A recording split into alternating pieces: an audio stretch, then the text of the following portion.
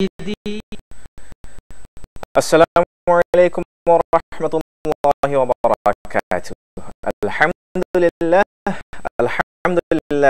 وحده، والصلاة والسلام على من لا نبي بعده, أما بعد. সুপ্রিয় দর্শক শ্রোতা, এই মুহূর্তে টিভি সেটের সামনে দেশে প্রবাসে কাছ ও দূর থেকে যেখানে বসে আমাদেরকে দেখছেন, প্রত্যেককে মাহে রমাদানের আন্তরিক প্রীতি, শুভেচ্ছা ও মোবারকবাদ জানিয়ে শুরু করছি আপনাদের অংশগ্রহণে সরাসরি অনুষ্ঠান তাসমেরি নিবেদিত সিরাতে মুস্তাকিম। জানতে চাই দর্শক, টিভি স্ক্রিনে প্রদর্শিত নাম্বারে সরাসরি ডায়াল করে আপনারা আপনাদের প্রশ্নাবলী আমাদেরকে জানাতে পারেন এবং আরো প্রশ্ন করতে পারেন জীবন ঘনিষ্ঠ যে কোনো বিষয়ে, বিশেষ করে মাহে রমাদান কেন্দ্রিক প্রাসঙ্গিক যে কোনো বিষয়ে। আপনাদের প্রশ্নের সুন্দর সাবলীল ও যুগোপযোগী উত্তর প্রদানে ইতিমধ্যে প্রতিদিনের মতো আমাদের সাথে আজও যোগ দিয়েছেন দুইজন ইসলামিক স্কলার। চলুন দর্শক, মুহতারাম অতিথিবৃন্দের সাথে পরিচিত হয়ে নেই। আমাদের সাথে আছেন প্রখ্যাত আলেম দ্বীন, বিশিষ্ট ইসলামিক চিন্তাবিদ হযরতুল আল্লামা হাফিজ মাওলানা রফিকুল ইসলাম মাদানী। আসসালামু আলাইকুম ওয়া রাহমাতুল্লাহি ওয়া বারাকাতুহু। আমাদের সাথে আরো আছেন প্রখ্যাত আলেম দ্বীন, বিশিষ্ট ইসলামিক চিন্তাবিদ, তরুণ মিডিয়া ব্যক্তিত্ব হযরতুল আল্লামা প্রিন্সিপাল মাওলানা মুশাররফ হোসেন। আসসালামু আলাইকুম ওয়া রাহমাতুল্লাহি ওয়া বারাকাতুহু। ওয়া আলাইকুম আসসালাম ওয়া রাহমাতুল্লাহি ওয়া বারাকাতুহু। মুহতারাম অতিথিবৃন্দ, আপনাদের দুইজনকে স্বাগত। ধন্যবাদ। দর্শক, টিভি স্ক্রিনে প্রদর্শিত নাম্বারে সরাসরি ডায়াল করে আপনাদের প্রশ্নাবলী অনতি বিলম্বে আমাদেরকে জানান। আমাদের সম্মানিত অতিথিবৃন্দ আপনাদের প্রশ্নাবলীর জবাব দিবে। মুহতারাম, আপনার কাছে আমরা জানতে চাইব, যেহেতু মাহে রমাদানটা আল্লাহ সুবহানাহু ওয়া তাআলার রহমত, মাগফিরাত এবং নাজাতের একটা প্যাকেজ হিসেবে তিনি আমাদেরকে দিয়েছেন, নিয়ামত হিসেবে।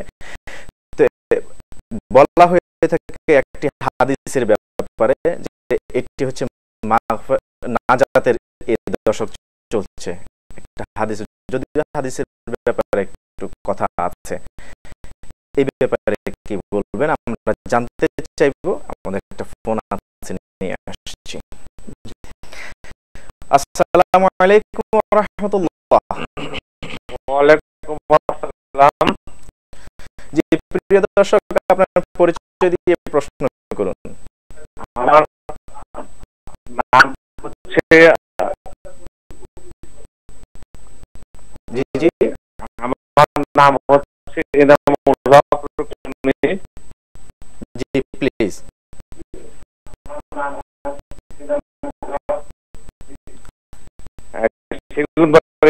বলছি, জি প্লিজ, আপনার প্রশ্নটা সংক্ষেপে।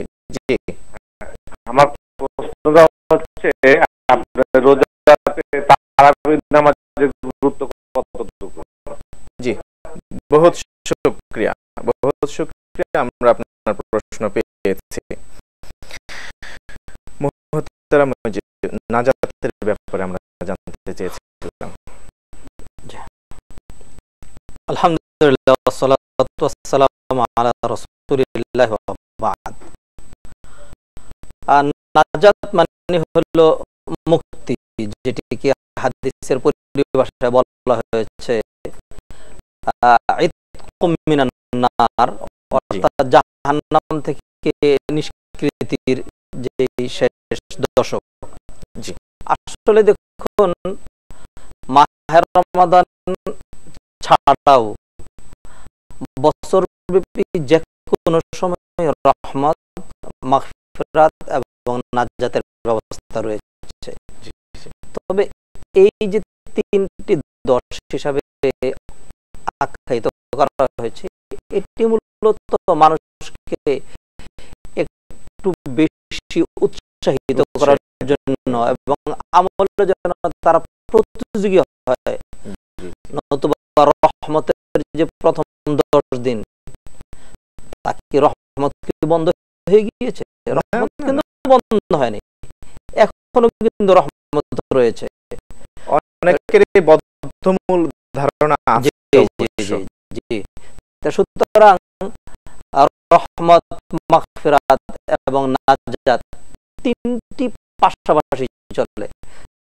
বিশেষ করে যেহেতু মাহে রমাদানের শেষ দশক বিদায় নিতে যাচ্ছে, এই মুহূর্তে যদি কোনো মানুষ আমলের মাধ্যমে তার নাজাত সুনিশ্চিত করতে না পারে, তাহলে আল্লাহ রাসূল সাল্লাল্লাহু আলাইহি ওয়াসাল্লাম তার শানে যথার্থই বলেছেন যে সে আসলে কপাল পোড়া হতভাগা, যে ব্যক্তি মাহে রমাদান পেয়েও নিজের নাজাতের ব্যবস্থা করতে পারল না। বহুত শুকরিয়া প্রিন্সিপাল মাওলানা মোশাররফ হোসেন। আমরা আপনার কাছ থেকে জানতে চাইব, এনামুল হক ভাই প্রশ্ন করেছেন, রোজাতে তারাবির গুরুত্ব কতটুকু? রোজা ফরজ, তারাবি নামাজ সুন্নাহ। রাসূল আকরাম সাল্লাল্লাহু আলাইহি ওয়াসাল্লাম তার জীবদ্দশায় প্রথম দিকে 3 দিন তারাবি নামাজ জামাতের সাথে আদায় করেছেন। তখন আশঙ্কা করেছেন যে তারাবি একাধারে তিনি যদি জামাতের সাথে আদায় করেন তাহলে এটা ওয়াজিব হয়ে যেতে পারে। ওয়াজিব মানে ফরজ হতে পারে। তো রাসূল সাল্লাল্লাহু আলাইহি ওয়াসাল্লাম এর পরে জামাতে উপস্থিত হন নাই, তারাবির জামাতে। তো তারাবিকে আমরা গুরুত্বহীন মনে করব না, তবে এটা ফরজের মতো তো গুরুত্ব অবশ্যই না। এবং কেউ যদি ইচ্ছা করে তারাবি না পড়ে তাহলে সে গুনাহ করেছে এমনটি নয়। তারাবির গুরুত্ব রয়েছে, এটার মাধ্যমে আমরা কোরআন তেলাওয়াত শুনতে পাই। আমরা আরো বিশ্বে হারামাইন শরীফাইনে তারাবির জামাত হয়। অতএব এর গুরুত্ব যথেষ্ট রয়েছে, সুন্নাহ হিসেবে গুরুত্ব রয়েছে। তো আমরা এই সুন্নাহই গুরুত্ব দিয়ে থাকবো, এটাকে ফরজের পর্যায়ে যেন নিয়ে না যাই, এদিকে আমরা সতর্ক থাকা দরকার। 20 রাকাত 8 রাকাতের ব্যাপারে যে দেখুন, এখানে আরেকটি বিষয়, সেটা হলো যে অবশ্যই মাওলানা মোশাররফ সাহেব যেমন বলেছেন তারাবিটা সুন্নত আর সিয়াম ফরজ। তবে মানুষের নাজাতের জন্য, মাগফিরাতের জন্য দুটো গুরুত্ব দারুণ। এক হাদিস আল্লাহর রাসূল বলেছেন, মান সামা রমাদান ঈমানান ওয়া ইহতিসাবান গুফিরা লাহু মা তাকাদ্দামা মিন যামবি। যে ব্যক্তি সিয়াম পালন করবে তার গুনাহ মাফ করে দেওয়া হবে। আবার আরেক হাদিসে বলছেন, মান কামা রমাদান, যে ব্যক্তি মাহে রমাদানের রাতে কিয়াম করবে, অর্থাৎ তারাবির নামাজ, তাহাজ্জুদ নামাজ পড়বে, তাকে মাফ করে দেওয়া হবে। যেহেতু তার মাগফিরাতের জন্য কিন্তু দুইটাই গুরুত্ব রয়েছে। আমাদের একটা ফোন আছে, নিয়ে নিচ্ছি। আসসালামু আলাইকুম ওয়া রাহমাতুল্লাহ। আসসালামু আলাইকুম। ওয়া আলাইকুম আসসালাম ওয়া রাহমাতুল্লাহ। প্রিয় বোন, পরিচয় দিয়ে প্রশ্ন করুন। আমি ধানমন্ডি থেকে বলতেছি। জি প্লিজ। বলতেছি কোরআন শরীফ হাদিয়া করলে কিরকম সওয়াব? জি, বহুত শুকরিয়া, আমরা আপনার প্রশ্ন পেয়েছি। মুহতারাম, কোরআন শরীফ হাদিয়া দিলে কেমন জি। পরিবেশ? আলহামদুলিল্লাহ, এক তো হাদিয়া, হাদিয়া মানে হাদিয়াতে ভালোবাসা বাড়ে, সম্পর্ক বাড়ে। আল্লাহ রাসূল বলেছেন তাহাদু তাহাব্বু, তোমরা পরস্পর গিফট এবং হাদিয়া বিনিময় করবে, এতে তোমাদের মাঝে ভালোবাসা বৃদ্ধি পাবে। সুতরাং যে সমস্ত জিনিস হাদিয়া করা হয় তার মধ্যে কোরআন তো হলো সর্বোত্তম হাদিয়া। সুতরাং আপনি যদি কাউকে কোরআন হাদিয়া দেন অথবা কোনো মসজিদে কোরআন হাদিয়া দেন, তাহলে যারা এই কোরআন তেলাওয়াত করবে তারা তেলাওয়াত করে যেরকম সওয়াব কামালো, আর যেহেতু আপনার হাদিয়া করা কোরআন থেকে তেলাওয়াত করা হলো, সুতরাং আপনিও সেখান থেকে সওয়াব পাবেন।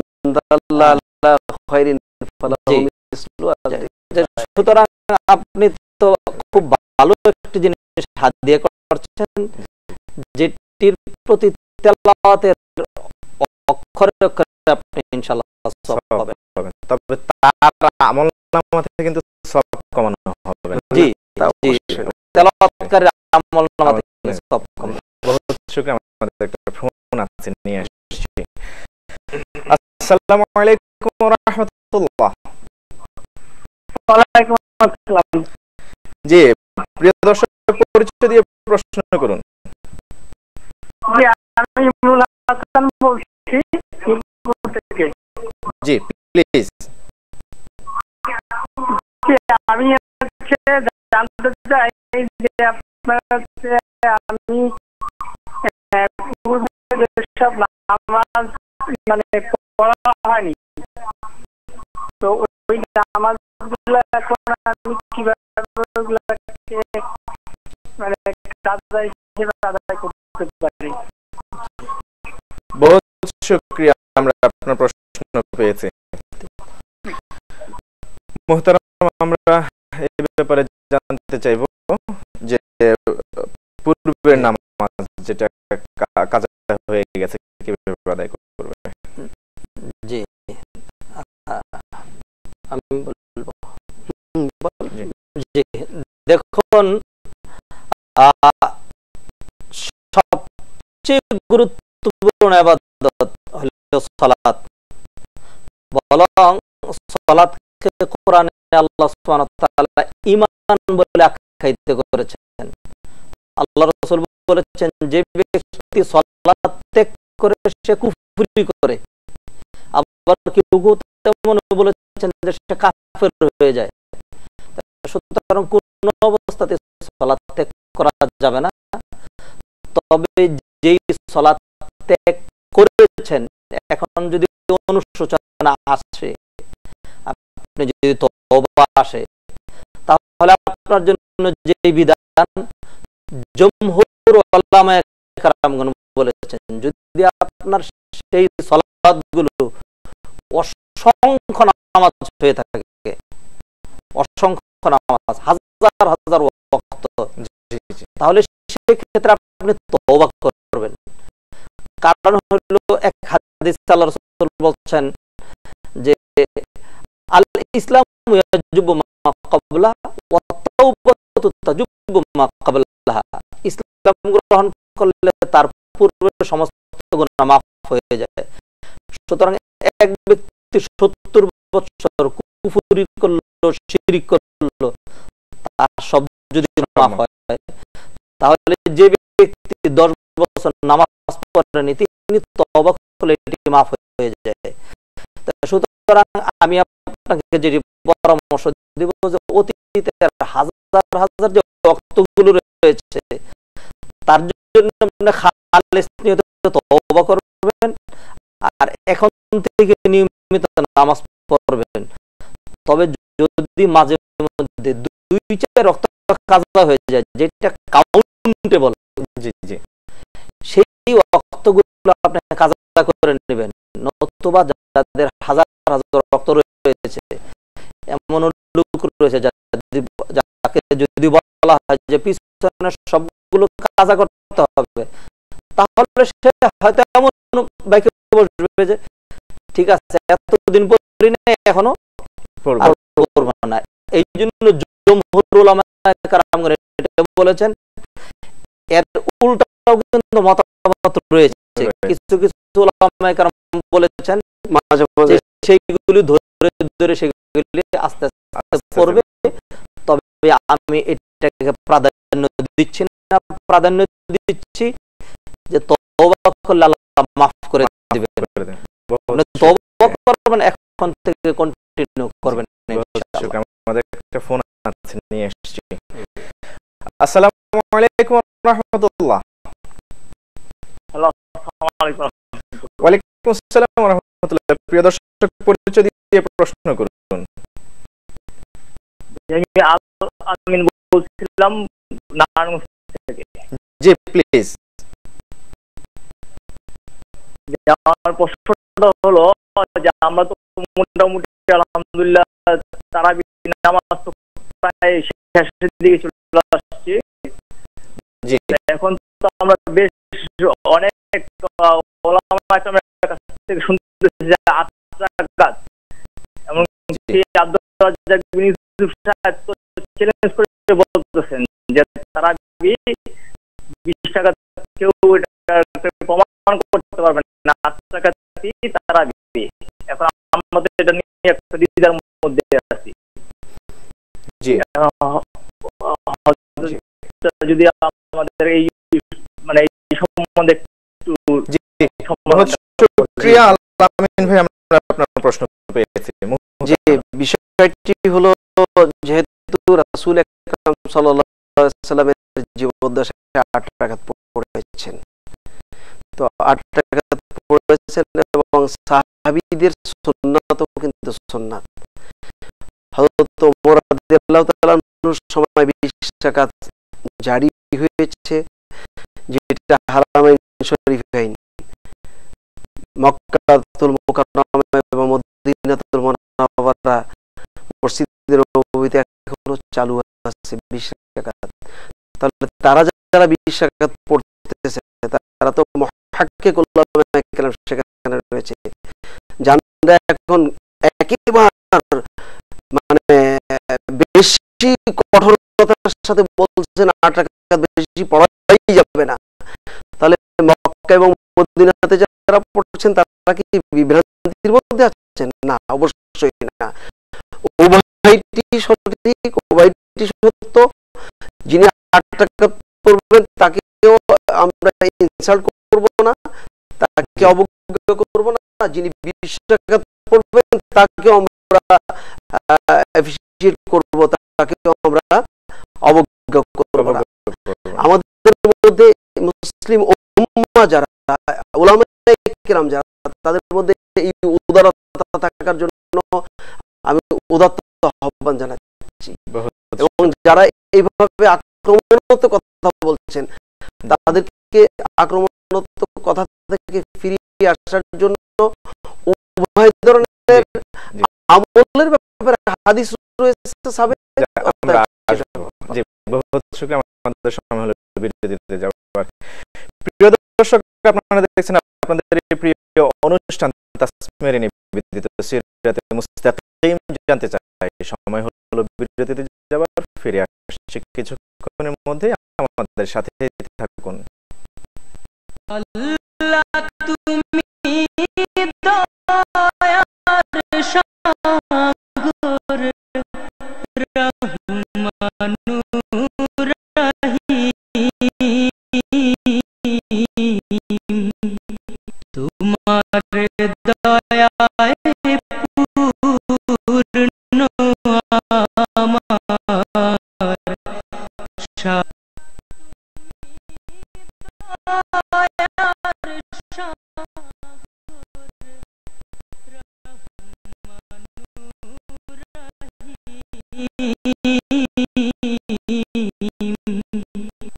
আমার তোমার দয়ায়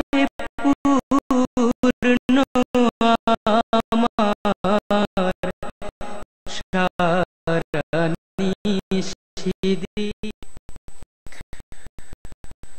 প্রিয় দর্শক, বিরতির পর আবার স্বাগত জানাচ্ছি আপনাদেরই অংশগ্রহণে সরাসরি অনুষ্ঠান তাসমেরি নিবেদিত সিরাতে মুস্তাকিম জানতে চাই। মুহতারাম, লাইলাতুল কদরকে শেষ দশকে তালাশ করতে বলা হয়েছে। লাইলাতুল কদর আসলে স্পেসিফিক কোনো দোয়া আছে কিনা?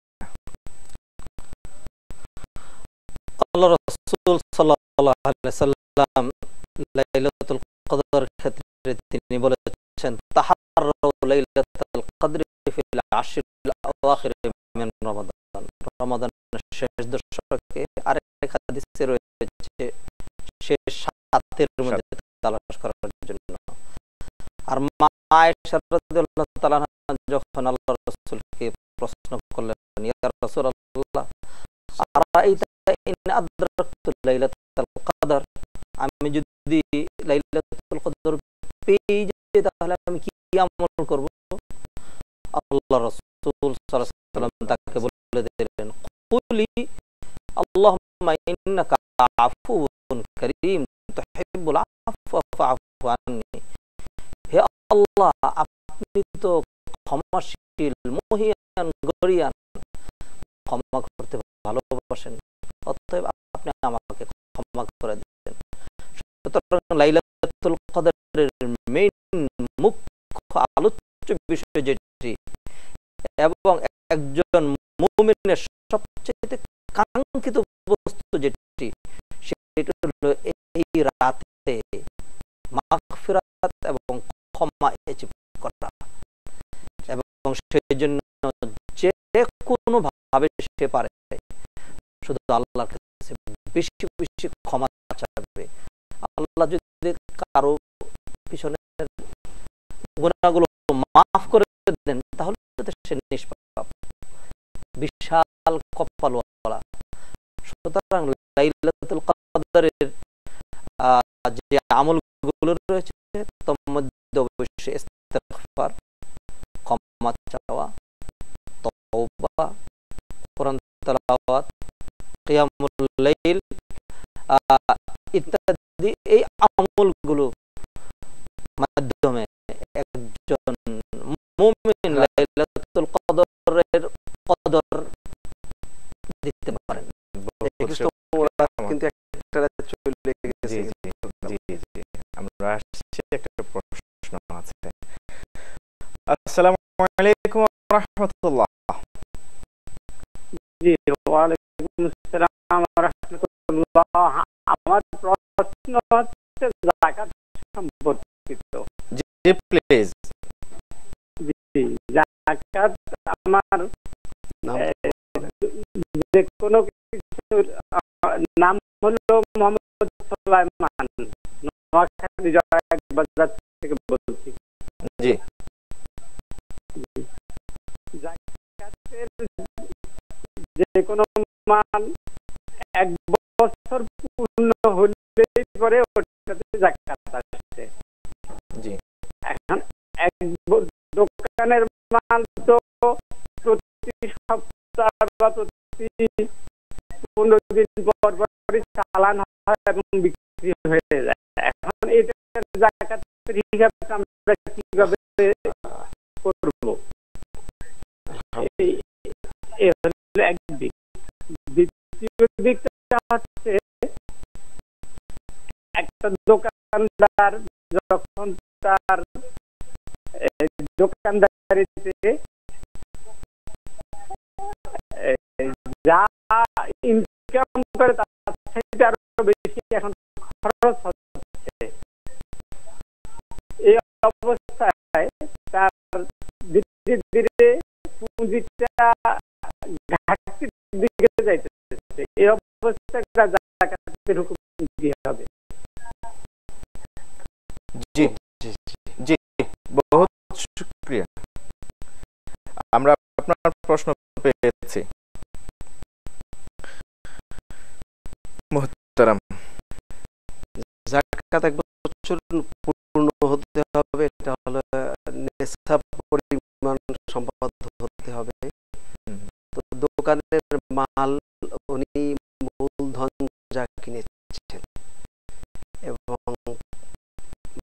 বছরের শেষে বাকি কত টাকা আছে, নিজের দোকানে কত টাকার সম্পদ আছে, এগুলো যখন টোটাল হিসাব করবেন বছর অন্তে, তার একটা এভারেজ করে ফেলবেন, করে সেটার উপর জায়গা দিয়ে দিবেন উনি। এটা তো সহজ ধরে। ওনার যে প্রশ্নটা ছিল যে 1 বছর তো মালিকানায় থাকতে হয়, তো এটা তো পক্ষকাল ব্যাপী বিক্রি করে দিচ্ছে, সেক্ষেত্রে কি হবে? বিক্রি করলে ওইটা তো টাকা ওনার হাতে আসছে, ওনার মালিকানা যে নাই এটা কেন উনি আশা করছেন? উনি মাল তো বিক্রি করে করছে, টাকা হাতে আসছে, তার প্রসিডিউরটা উনি পেয়ে যাচ্ছেন। করে নিয়ে যাবেন।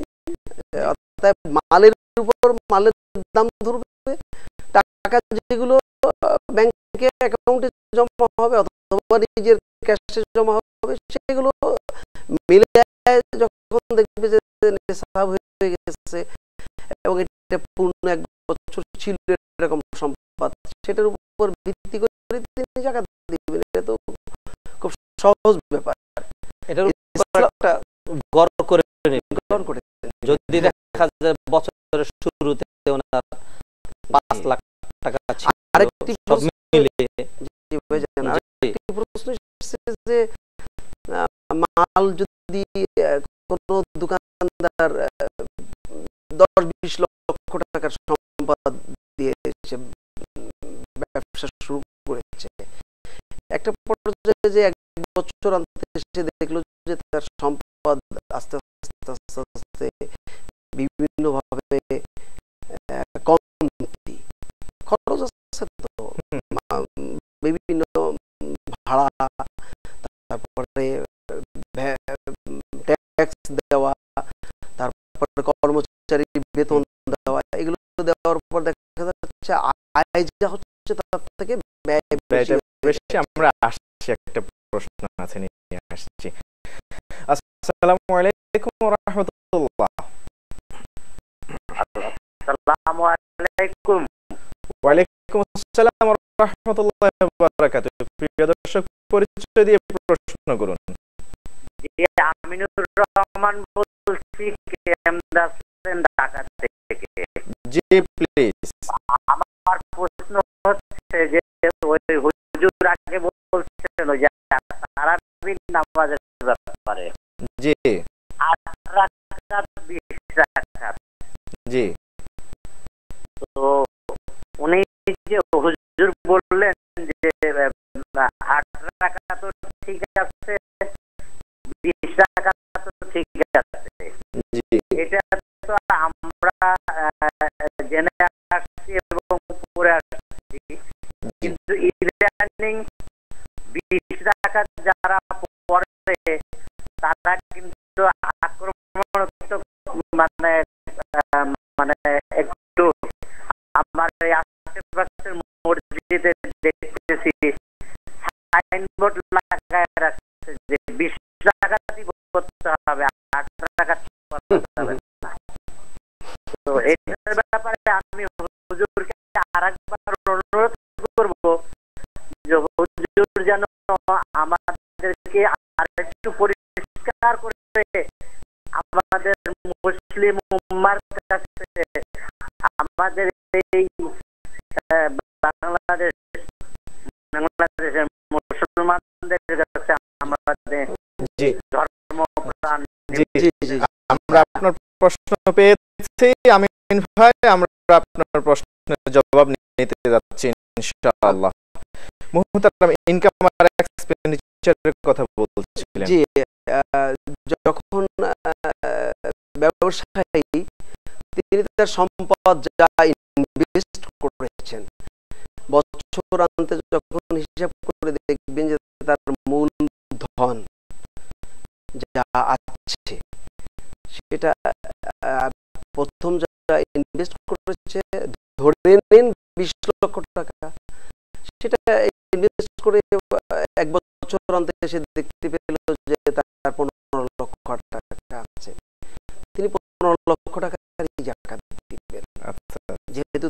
সম্পদ ঘাটতি হয়ে গেছে, জি, তার ব্যয় বেশি হয়ে গেছে আয়াত থেকে।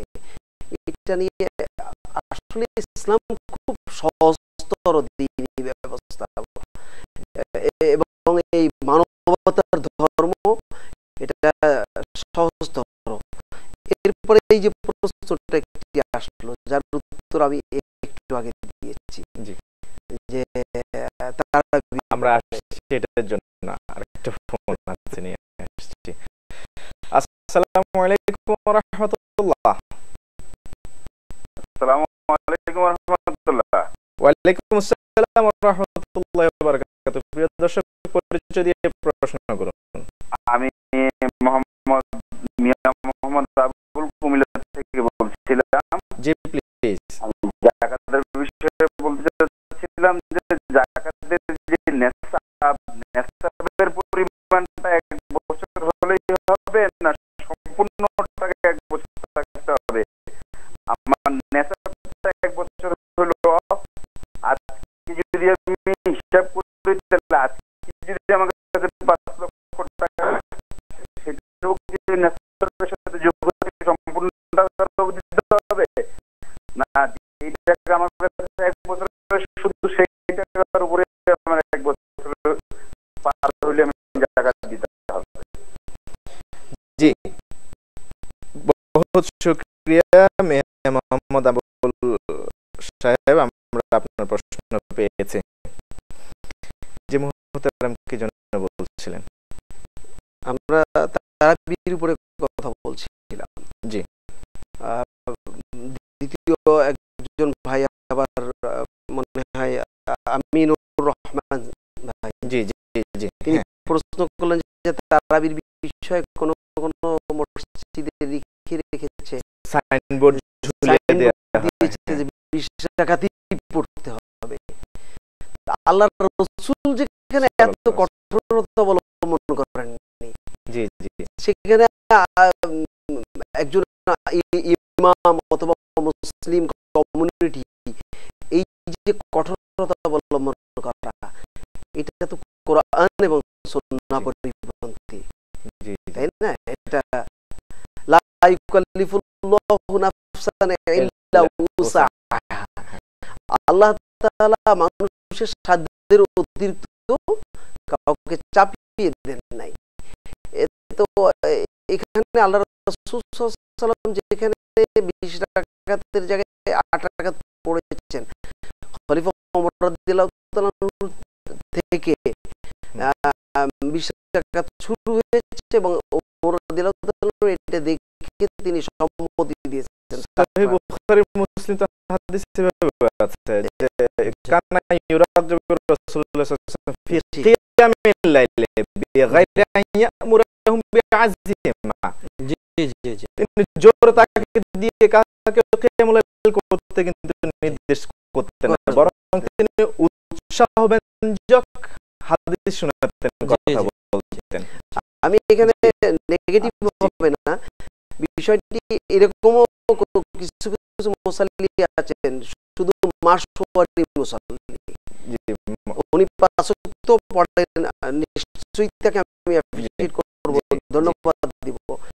আবার তারাবিও রেগুলার পড়েন, কিন্তু দেখা গেছে ঈদ চলে যাওয়ার পর আস্তে আস্তে আস্তে নামাজ ছুটে যায়, ফরজ নামাজই তিনি বাদ দিয়ে দিচ্ছেন। আমরা এই সকল ভাইদেরকে ফরজের গুরুত্ব দেওয়ার জন্য বলবো এবং সুন্নাহকে নফলের গুরুত্ব দেওয়ার জন্য বলবো। আমাদের হাতে 1 মিনিট সময় আছে মুহতারাম। যাকাতের নিসাব যে প্রশ্নটা করলেন মিয়া মোহাম্মদ আবুল সাহেব কুমিল্লা থেকে, এই বিষয়ে যদি একটু বলেন। জি, যাকাতের যে নিসাবটা, এটা হলো মানুষের নিত্য প্রয়োজনীয় যাবতীয় সব হিসাব করার পরে, ঋণ বাদ দেওয়ার পরে যে সম্পদটা থাকে, সেটা যদি 7.5 ভরি স্বর্ণের সমমূল্যের অথবা 200 তোলা রৌপ্যের সমমূল্যের থাকে, সেটির উপর যাকাত এটি কম বৃদ্ধি হতে পারে।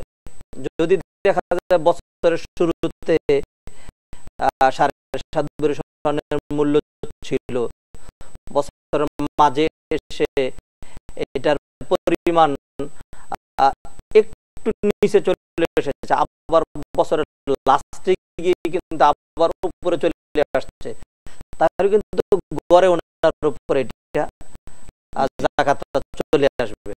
আবার যদি দেখা যায় বছরের শুরুতে একটা 10 লাখ টাকা ছিল, মাঝখানে 15 লাখ, আবার লাস্টে গিয়ে 20 লাখ হয়েছে, তাহলে কিন্তু 20 লাখের উপর তিনি যাকাত দিবেন না, তিনি 15 লাখ এভারেজের উপর যাকাত দিবেন। আনফিকু মিম্মা রাযাকনাকুম মিন ক্বাবলি আইয়াতি আহাদাকুমুল মাউত। আমাদের সময় এখানে সৎকার একটি বিষয় আছে। বহুত শুকরিয়া। আমাদের পরবর্তী এপিসোডে আমরা তার জবাব দেওয়ার চেষ্টা করব ইনশাআল্লাহ। বহুত শুকরিয়া মুহতারাম মাওলানা প্রিন্সিপাল মোশাররফ হোসেন এবং হাফিজ মাওলানা রফিকুল ইসলাম মাদানী, আপনাদের দুইজনকে স্টুডিওতে আবারও আমন্ত্রণ এবং ধন্যবাদ জানাচ্ছি। দর্শক, আপনারা এতক্ষণ পর্যন্ত উপভোগ করেছেন আপনাদের প্রিয় অনুষ্ঠান তাসমির নিবেদিত সিরাতে মুস্তাকিম জানতে চাই। আমরা চলে যাচ্ছি মহান আল্লাহ রাব্বুল আলামিনের কাছে এই ফরিয়াদ করছি, আল্লাহ সুবহানাহু ওয়া তাআলা আমাদের প্রত্যেকের জীবনে এবং আমলনামার জন্য লাইলাতুল কদরের পূর্ণ মাত্রায় ফজিলত দান করেন। এই আশাবাদ ব্যক্ত রেখে আপনাদের প্রত্যেকের সুস্বাস্থ্য দীর্ঘায়ু কামনা করে আগামী পর্ব দেখার আমন্ত্রণ জানিয়ে আজকের মতো এখানেই বিদায় নিচ্ছি। হাদা মা ইনদি ওয়া ইলমু ইনদাল্লাহ আলাইহি তাওয়াক্কালতু ওয়া ইলাইহিল উনীব। আসসালামু আলাইকুম ওয়া রাহমাতুল্লাহি ওয়া বারাকাতুহু। আল্লাহ তুমি দয়ার সাগর,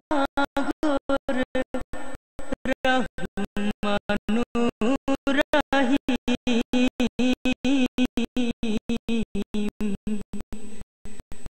তোমার দয়ায় পূর্ণ আমার সারা আল্লাহ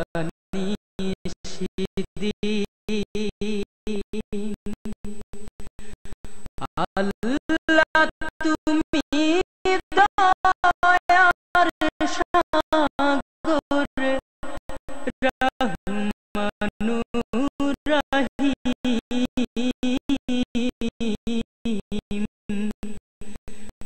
তোমার দয়ায় পূর্ণ আমার সারা নিষিদিন, তোমার দয়ায় পূর্ণ আমার সারা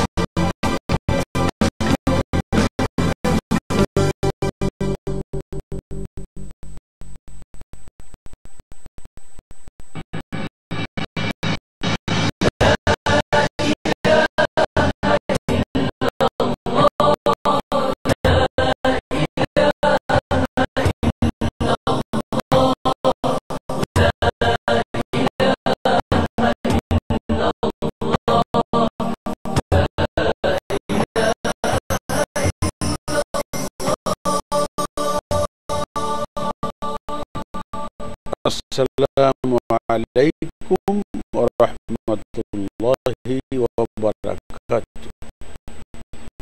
মুবারক হো মাহে রমাদান।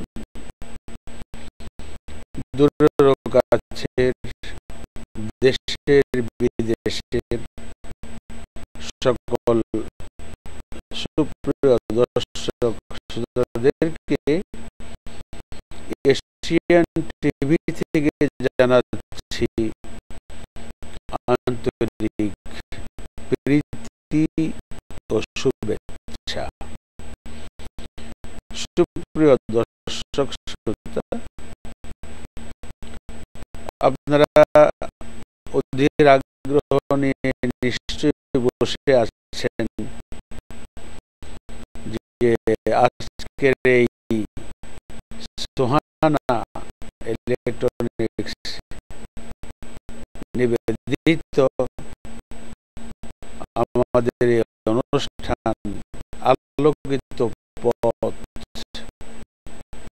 এই অনুষ্ঠানে আপনাদের জন্য আজকে কি থাকবে, প্রত্যেক দিন এক একজন আলোচক আসেন আপনাদেরকে বিভিন্ন বিষয়ে অনেক কিছু শুনিয়ে থাকেন, শোনাচ্ছেন।